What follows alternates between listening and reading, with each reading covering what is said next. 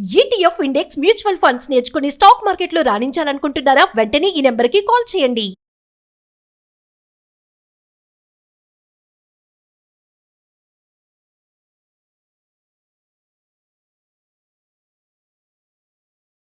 నమస్తే, welcome back to Suman TV. Present మనతో పాటు ఉన్నారు stock market analyst Sundar Rama Reddy గారు. నమస్తే సార్. నమస్తే సార్, యునైటెడ్ అరబ్ ఎమిరేట్స్ మరి ఒపెక్ నుంచి బయటకు రావడం జరిగింది. మరి దీనివల్ల మన ఇండియాకి ఏమైనా లాభం ఉందా అంటే?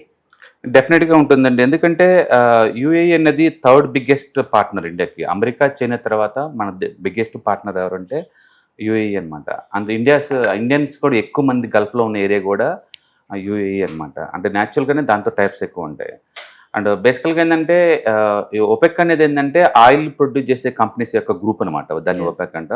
దాంట్లో వీళ్ళు థర్డ్ బిగ్గెస్ట్ కంట్రీ అనమాట. దాంట్లోనే యాక్చువల్గా మొదటి నుంచి వాళ్ళకి దాంట్లో ఇష్యూస్ ఉన్నాయి. ఎందుకంటే ఇరాక్ కూడా దాంట్లో ఉన్నాయి పార్ట్నర్ లాగా.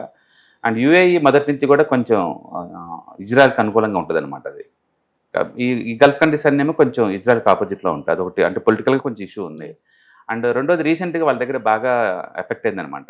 ఇరాన్ వదిలిన క్షిపణులతోటి వాళ్ళ ఆయిల్ అండ్ గ్యాస్ ఇండస్ట్రీ బాగా దెబ్బతిన్నదనమాట. ఈ టైంలో ప్రొడక్షన్ ఎక్కువ పెంచుకొని ఈ రేట్ల దగ్గర ఎన్కాష్ చేసుకుందాం అని థాట్ రావటం మంచిదే కదా. అంటే మూడోది ఈ అపెక్ వాళ్ళు ఏం చేస్తారంటే ఏ రేట్కి అమ్మాలి, ఎంత ప్రొడక్షన్ తీయాలి, ఎంత కట్ చేయాలి, ఇవన్నీ వాళ్ళు కంట్రోల్ చేస్తూ ఉంటారు. అంటే సౌదీ అరేబియా దానికి ప్రెసిడెంట్ అనమాట. అందుకని సౌదీ అరేబియా కంట్రోల్లో ఉంటుంది ఒపెక్ మొత్తం కూడా. బట్ వాళ్ళు ఇప్పుడు దీనికే మనం చూసామనుకోండి, దీని టోటల్ కెపాసిటీ 50 లక్షల బ్యారల్స్ అవుట్పుట్ ఫర్ డే చేసుకునేంత కెపాసిటీ ఉంది. బట్ స్టిల్ వీళ్ళు 30 లక్షలు బయట తెస్తున్నారు. ఎందుకంటే ఒపెక్ రూల్స్ ప్రకారం టోటల్ ప్రొడక్షన్ తీయకూడదు అనమాట. అందుకని ఆ కంట్రోల్లో పెట్టారు. కాబట్టి వీళ్ళు ఏం చేస్తారంటే ఒపెక్స్ నుంచి ఒపెక్ ప్లస్ గ్రూప్ నుంచి బయటకు వస్తున్నారు కంప్లీట్గా. దానివల్ల ఇండియాకి లాభం ఏంటంటే ఇండియాలో ఆల్రెడీ థర్డ్ బిగ్గెస్ట్ పార్ట్నర్. ఇండియాకి ఎక్కువ గ్యాస్ పంపించారు కదా వాళ్ళే. వాళ్ళతో మంచి టైప్స్ ఉన్నాయి. ఇండియా వాళ్ళు మొత్తం దగ్గర 68 లక్షల బ్యారల్స్ మనం పర్ డే కన్జంప్షన్ చేసుకుంటాం. బట్ అందులో నుంచి ఇప్పుడు వరకు మనకు యూఏఈ నుంచి వస్తుంది ఎంత అంటే జస్ట్ 6 లక్షలే. అంటే మనం తెచ్చుకుంటుంది 60 లక్షలు, వాళ్ళ దగ్గర నుంచి మనం తెచ్చుకుంటుంది 6 లక్షలే. అంటే 10% వాళ్ళ దగ్గర నుంచి మనం ఇంపోర్ట్ చేసుకుంటున్నాం. ఓకే, బట్ ఒరిజినల్గా వాళ్ళ ప్రొడక్షన్ కెపాసిటీ ఎంత అంటే ఇప్పుడు ఆల్రెడీ బయట తీస్తుంది 30 లక్షలు యూఏఈ వాళ్ళు. అంటే టోటల్ మ్యాక్సిమం కెపాసిటీకి వెళ్ళారనుకో వాళ్ళు 50 లక్షల దాకా వెళ్తుంది. ఇప్పుడు ఏముంది, ఇండియా వాళ్ళు కనుక వాళ్ళతో టైప్ అయ్యారనుకోండి, మిగతా ఎక్స్ట్రా మ్యాక్సిమం ప్రొడక్షన్ కెపాసిటీ ఏదైతే ఉందో 20 లక్షలు లీటర్స్ని మనకు పంపించే ఛాన్స్ ఎక్కువ ఉందన్నమాట. దాని మీనింగ్ ఏంటంటే ఇండియా టోటల్ కన్జంప్షన్ 68 లక్షల బ్యారల్స్ పర్ డే అనుకుంటే అందులో ఒక 40-50% వరకు కూడా ఒక యూఏఈ ఒకటి ఫిల్ చేయగలుగుతుంది. అంత కెపాసిటీ దానికి ఉంది. పైగా రూపీలో చేసుకోవచ్చు ట్రేడ్. ఎందుకంటే ఇప్పటికే మనం వాళ్ళతో వాళ్ళ లోకల్ కరెన్సీలో ట్రేడ్ చేస్తున్నాం. అంటే డాలరైజేషన్ ఇంకా ఫాస్ట్గా అవుతుంది. మనకు డాలర్స్ సంబంధం లేకుండా ఉంటుందన్నమాట. కాబట్టి ఇండియన్ రూపీ వీక్నెస్ తగ్గిద్ది. ఒక డాలర్తో పని లేదు. అండ్ 30-40% వరకు ఒక్క యూఏఈ నుంచి మనం తెచ్చుకోవచ్చు. వాళ్ళు ఆల్రెడీ మనకి గ్యాస్ బిగ్గెస్ట్ ప్రొడ్యూసరు అండ్ ఫర్టిలైజర్స్కి వాళ్ళే బిగ్గెస్ట్ అనమాట. ఆల్రెడీ ఇప్పటికే 10% మనకి పంపిస్తున్నారు. ఇప్పుడు 10 కాస్తే 40 దాకా వచ్చే ఛాన్స్ ఉందన్నమాట. దాని మీనింగ్ ఏంటంటే ఒక రష్యా, ఒక యూఏఈ, ఈ 2 టైప్స్ వాళ్ళు మనకి ప్రపంచంతో వేరే వాళ్ళతో సంబంధం లేకుండా ఇండియాకి కావాల్సిన ఎనర్జీ రిక్వైర్మెంట్ ఫుల్ఫిల్ అవుతుంటాయి. అండ్ కాబట్టి ఇది ఒపెక్ నుంచి బయటికి రావడం అనేది ప్రపంచవ్యాప్తంగా గ్యాస్ రేట్లు తగ్గడానికి అండ్ ఆయిల్ రేట్ తగ్గడానికి యూజ్ అవుతుంది. అంటే పర్టికులర్గా ఇండియా లాంటి కంట్రీకి ఇంకా బాగా యూజ్ అవుతుంది. ఎందుకంటే లోకల్ కరెన్సీలో మనం ట్రేడ్ చేసుకుంటాం. అంటే దగ్గర కూడా ట్రాన్స్పోర్టేషన్ కూడా తగ్గిపోతుంది అనమాట దానికి. కాబట్టి ఒపెక్లో నుంచి యూఏఈ బయటికి రావడం అనేది అన్ని రకాలుగా మంచిది. అంటే యుద్ధం వచ్చిన తర్వాత చాలా నష్టం జరిగింది కదా సార్. ప్లస్ ఆర్థిక వ్యవస్థ కూడా దెబ్బతింది. మరి ఈ టైంలో ఈ నిర్ణయం తీసుకోవడం అనేది ఎలా చూడొచ్చు అంటారు? అంటే ఇప్పుడు ఆ యుద్ధం వల్లే వాళ్ళు బయటికి రావాల్సి వస్తుంది అనమాట. యుద్ధం జరగడం వల్లే వాళ్ళ మీద ఎక్కువ అటాక్ చేశారు ఇరాన్ వాళ్ళు. దానివల్లే వాళ్ళు ఇజ్రాయెల్ దగ్గరలో చేరారు, మనకి దగ్గరగా వస్తున్నారు, ఆయిల్ ప్రొడక్షన్ ఎక్కువ తీయగలుగుతున్నారు. రెండోది వీళ్ళకున్న బెనిఫిట్ ఏంటంటే వాళ్ళు సుయజ్ దాని హార్మోజ్ జలసంధిని కంప్లీట్ బైపాస్ చేయొచ్చు. వీళ్ళు పైప్ లైన్ ఉందనమాట ఒమెన్ దగ్గరికి. ఒమెన్ దగ్గర నుంచి షిప్లో తీసుకొచ్చారు అనమాట ఇక్కడ అక్కడి నుంచి. అందుకని ఒమెన్ వరకు వాళ్ళకి షిప్ పైపింగ్ లైన్ ఉంది కాబట్టి యుద్ధం ఆగితే చాలు, హార్మోజ్ కంప్లీట్గా బ్లాక్ అయినా సరే మనకి ఆయిల్ వచ్చేస్తుంది 30-40% వీళ్ళ దగ్గర నుంచి.